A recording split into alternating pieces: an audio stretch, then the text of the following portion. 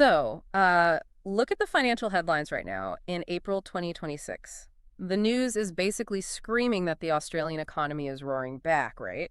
Yeah, they're citing that 2.6% GDP growth over the last year. It looks phenomenal on paper. Exactly. Like reading the news, you'd think we're entering some golden age of prosperity. And I want you to really think about this. If you take a quick mental snapshot of your bank account right now, or just, think about your last trip to the grocery store. Oh, it's brutal. It's a completely different story. Right. It literally feels like your personal purchasing power got trapped in a time machine and just dragged 15 years into the past.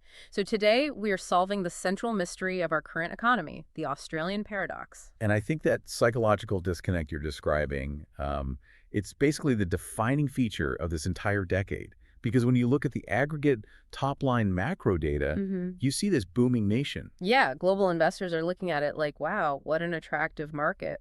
Exactly. But down at the micro level, sitting at the kitchen table paying your utility bills, the lived reality for the average earner is it's severe financial compression. Okay, let's unpack this. Our mission for this deep dive is to extract the critical insights from a massive stack of recent economic analyses, central bank data, and global investment playbooks. We really need to look at the whole picture. We do. We need to understand the mechanics of why the famous 1990 to 2020 economic miracle just stalled out, why similar G20 nations like Canada and the UK are wrestling with the exact same structural demons, and importantly, how the arrival of AI hyperscalers and the green energy transition are completely rewriting the rules of wealth creation. Right. And to figure out why the traditional wealth engine broke, we first have to look at how it originally functioned. Let's do it. Because we really have to appreciate what a historical anomaly the previous era was.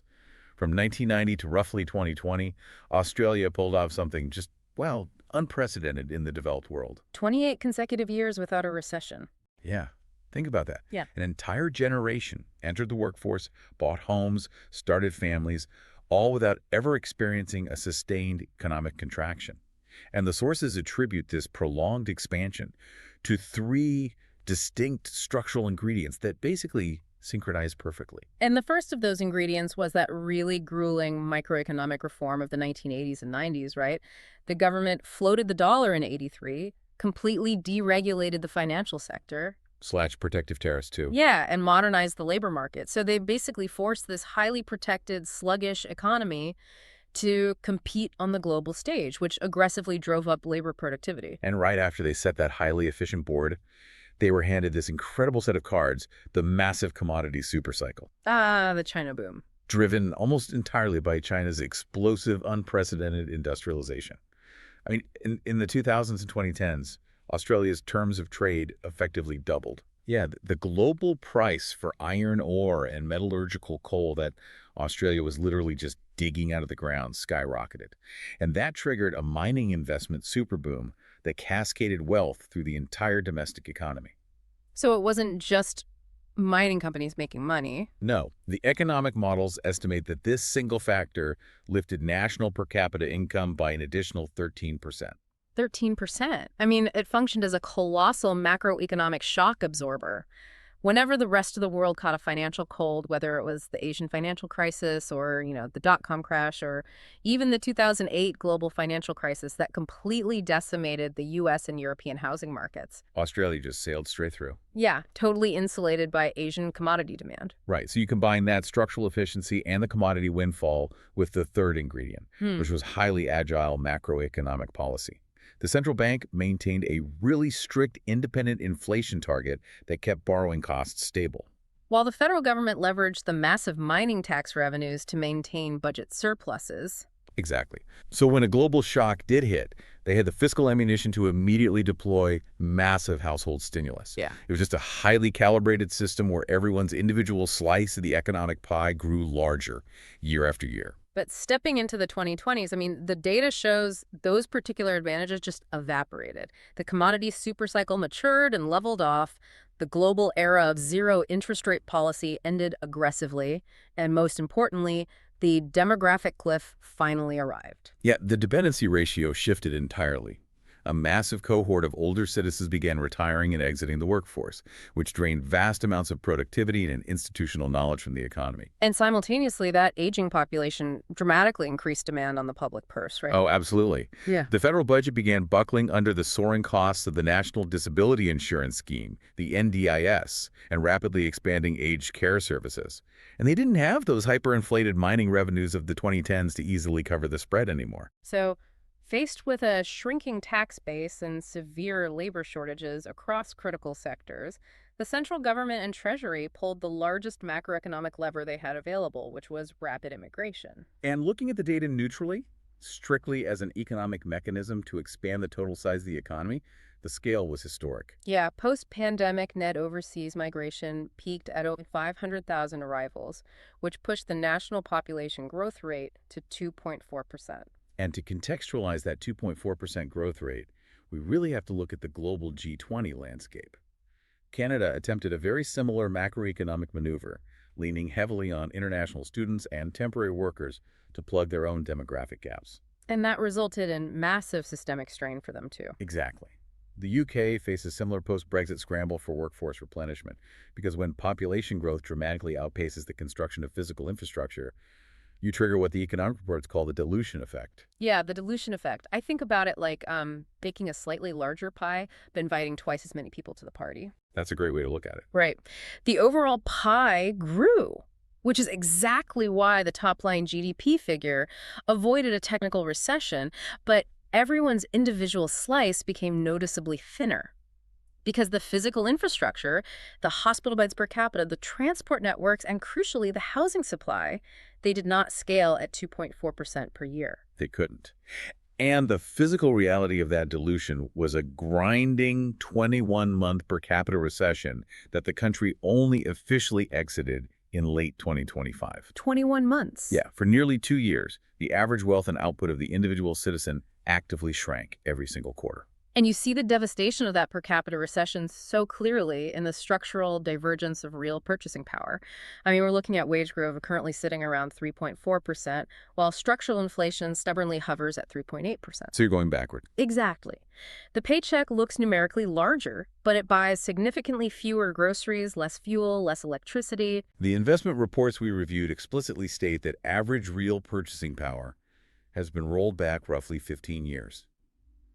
It is a fundamental squeeze on any household relying solely on a wage. But wait, if we have an expanded labor pool of 2.4% more people, the logical assumption is that we should be able to simply produce 2.4% more houses, more roads, more goods. So the central question is, why did the actual wealth engine break down? Why couldn't the country just produce its way out of the dilution effect? Well, the core structural barrier identified across every major economic analysis is a severe case of productivity paralysis. Over the last decade, labor productivity growth averaged a mere 0.6%, and more recently, it collapsed to just 0.4%. That's incredibly low. It is. For context, during the miracle years of the 1990s, productivity was growing at over 2% annually. And without compounding productivity growth, it is mathematically impossible to sustainably raise living standards. Okay, I have to push back on this framing on behalf of the listener, because when central bank governors and economists declare that, oh, productivity has stalled, it sounds suspiciously like they're calling the workforce lazy. Right, yeah. And everyone I know is working harder than ever, you know? They're taking on side hustles just to keep up with utility bills, pushing the household savings rate up to an agonizing 6.9% just to survive the mortgage hikes. What's fascinating here is that productivity in a macroeconomic sense has absolutely nothing to do with the physical sweat or effort of the individual worker. It is a strict measure of output per hour worked. Okay, so if it's not effort, what is it? The phenomenon crushing the economy right now is called capital shallowing. Let's ground capital shallowing in a real-world scenario. Look at the national housing crisis. The federal government set a target to build 1.2 million new homes over 5 years to accommodate the population surge. But 5 years in, they've managed to build roughly 260,000. Barely a fraction of the goal. Exactly, because if a construction firm needs to build 10 times as many houses, but they don't invest in prefabricated modular housing factories, and they don't modernize their supply chain logistics, and they are bogged down by archaic local council zoning laws, they just end up throwing more raw manual labor at the same slow process. And that translates perfectly to the macroeconomic data. The businesses hired more workers to meet surging demand, but they did not equip those workers with better software, advanced robotics, or more efficient systems. So they're just using the old tools. Right. When you divide a stagnant pool of capital equipment among a rapidly growing pool of workers, the amount of technology and leverage available per worker literally becomes shallower. The boat is leaking, and instead of fixing the hole or buying a motor, we just added more people with wooden paddles. Wow. And you add the crippling layers of planning red tape and severe materials bottlenecks, and you create an extreme mismatch. Surging population demand collides with a brick wall of supply constraints. So rents and property prices skyrocket, eating up whatever nominal wage gains ordinary people manage to secure. And this is the exact structural trap that has ensnared Canada and the UK as well. It's a reliance on raw labor expansion without the corresponding capital deepening to make that labor efficient. So if the traditional wealth engine of labor productivity is stalled out at 0.4% and per capita wealth was shrinking for 21 months, we have to solve the other side of the paradox. Something massive is actively dragging that headline GDP number up to a 2.6% rebound in 2026. Right, the macroeconomic rescue mission. The growth we are seeing now is being driven by the sheer gravitational pull of the fourth industrial revolution. The hyperscalers. And for anyone unfamiliar with the term, hyperscalers are the global technology behemoths, companies like Microsoft, Google, Amazon Web Services. They are the entities that physically build and operate the infrastructure of the internet and artificial intelligence. And they are currently executing unprecedented multi-billion-dollar capital deployments, dropping massive data centers right across the Australian continent. The scale of this capital inflow completely dwarfs traditional commercial investments. I mean, the source projections estimate that by 2030, AI integration and this foundational digital infrastructure will add $115 billion to the Australian economy. Running the math on that, $115 billion equates to roughly $3,925 in value per capita. But how does building a warehouse full of servers actually solve the specific capital shallowing problem we just discussed? Because those data centers are the ultimate form of capital deepening. They provide the raw computational horsepower required to automate away the productivity trap. Give me an example. Sure. Consider the soaring administrative costs of the healthcare sector or the NDIS. Implementing generative AI and advanced logistics algorithms allows a single administrator to process the workload of 5 people. Oh, wow. It removes the friction from supply chains, optimizes the national energy grid in real time, and provides the heavy technological leverage needed to cover the labor gaps left by the retiring generation. Here's where it gets really interesting, though. Artificial intelligence does not run on thin air. It requires an absolutely obscene amount of electricity. Oh, staggering amounts. Right. A single hyperscaler data center can draw as much power as a small city. You cannot integrate the fourth industrial revolution into your economy without completely overhauling your energy generation. Which highlights Australia's staggering natural advantage in this new era. The global race to power these AI brains, combined with strict international net zero mandates, has triggered the green energy supercycle. Because Australia is effectively a Saudi Arabia of renewable potential. We have vast sun-drenched land masses, massive wind corridors, and deep reserves of the exact critical minerals required for battery storage. But the transition goes far beyond simply erecting solar panels. The major paradigm shift detailed in the investment reports is the move toward green iron. Okay, break that down for us. Well, historically, the Australian model was purely extractive.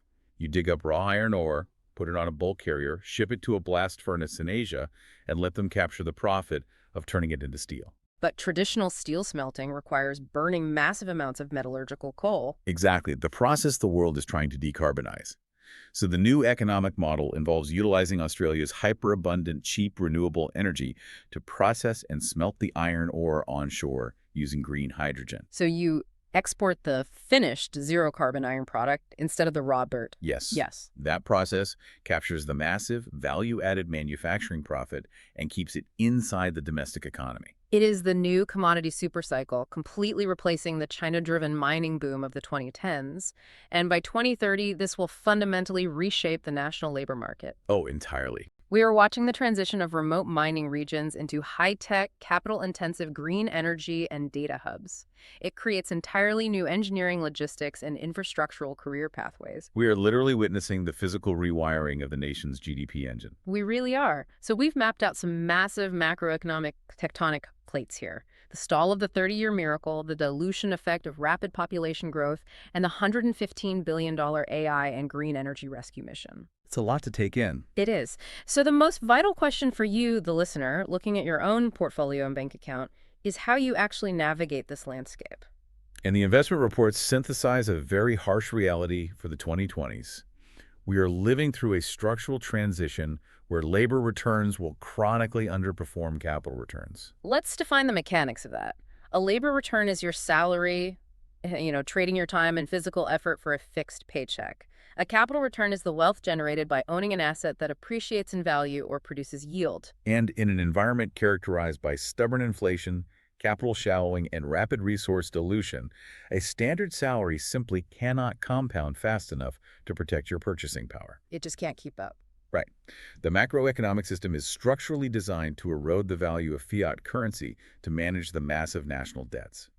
If your only defensive mechanism is working harder for a wage, you will continue to travel backward in real terms. So, hedging against this per capita recession requires a fundamental psychological shift. You have to transition from merely participating in the economy to owning the foundational pieces of it. And reviewing the institutional playbooks, they aren't suggesting risky day trading. They are uniformly targeting structural scarcity. Because scarcity is the ultimate hedge. And the sources identify three distinct arenas where scarcity is practically guaranteed over the next decade. The first is core property. Now, the instinct for many is to look at asset right. And the second area of targeted scarcity is AI infrastructure. Obviously, the average listener cannot buy a billion-dollar hyperscaler data center, but you don't have to build the server farm to own a piece of the architecture. Exactly. The institutional money is flowing into data center real estate investment trusts, the companies physically manufacturing the high-voltage cooling systems, and the digital infrastructure networks that make the fourth industrial revolution possible. Following the capital expenditure of the tech giants is basically the safest way to ride the productivity wave.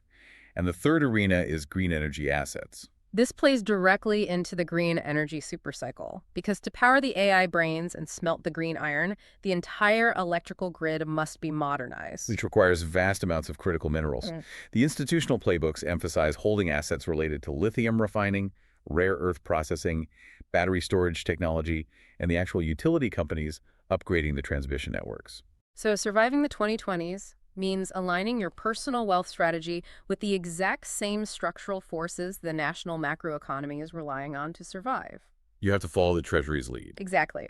If the Treasury is betting the future GDP of the country on AI automation, data centers, and critical minerals, you want your portfolio swimming in that exact same current.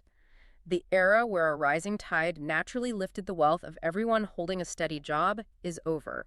Strategic wealth preservation requires owning the board. The divergence between asset owners and wage earners will only accelerate as these technologies deploy.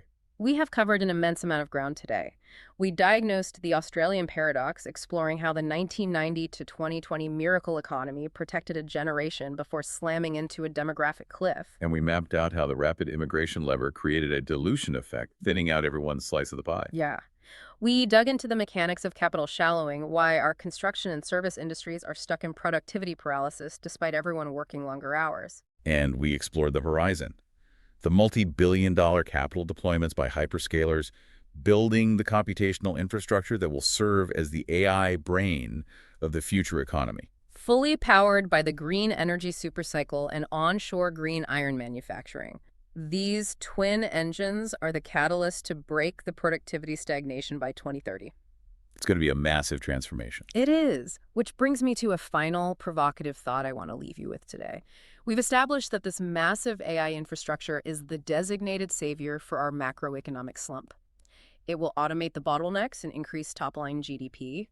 But think deeply about the societal implications of that mechanism. It's a heavy thought. If our entire economic recovery by 2030 relies on AI automating human labor to fix the productivity crisis, and if wealth generation is increasingly walled off for those who already own the underlying capital, the core property, and the tech infrastructure, what does the future of social mobility actually look like for a 20-year-old entering the workforce tomorrow? If you cannot afford to buy a piece of the robot, do you just end up competing against it for a depreciating wage? Navigating that specific tension will undoubtedly be the defining political and economic challenge of the next decade. Thank you for joining us on this deep dive. Keep questioning those glowing economic headlines, look closely at where the physical capital is actually flowing, and we will catch you next time.